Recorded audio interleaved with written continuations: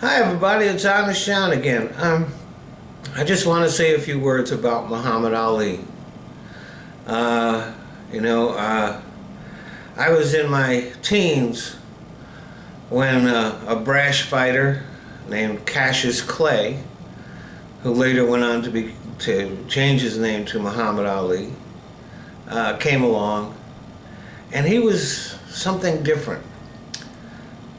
Athletes were pretty boring back in my day. They did their press conference and they were not comfortable in front of the cameras. They usually didn't have anything interesting to say. Then Ali came along, and he was the father of modern day trash talking. He came out and insisted, "I'm the greatest," and he backed it up. And he would have a poem before his matches where he would even predict the round that he would defeat his opponent in. He was not undefeated. He lost fights, but when he lost, he would come back the next day, not the next day, but the next fight, and a loss never affected his confidence. And he would come back and beat the hell out of, a lot of times, the same guy that beat him. Because he may not have been the smartest guy in the room all the time, but he was definitely the smartest guy in the ring.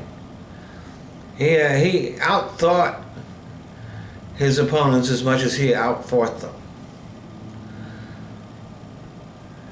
And his mastery of the English language, he was so smart and funny. I mean, you look at some of his old clips with Howard Cosell, and it'll make you laugh. He clowning around. He had a great sense of humor, and came up with some phrases like "float like a butterfly, sting like a bee." You think about that. That is poetry from a boxer.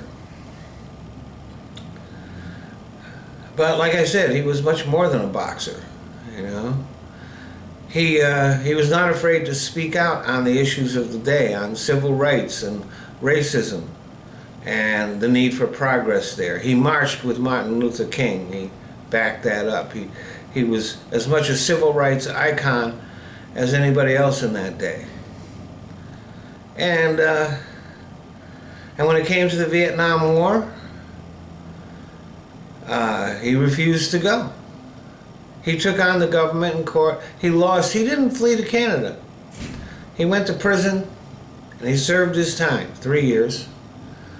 And when he came back, after having been robbed of 3 years of his fighting career, he wasn't bitter.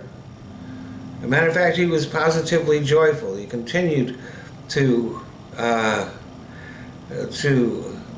bemuse and amuse us.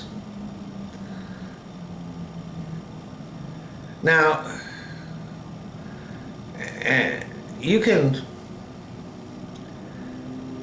argue about who was the greatest boxer of all time, but Muhammad Ali was not just a great boxer. He was a great person, a man of integrity,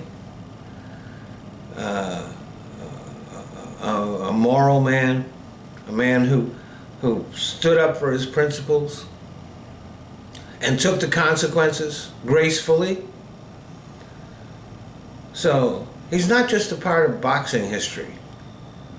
He's a part of American history. Thanks for listening.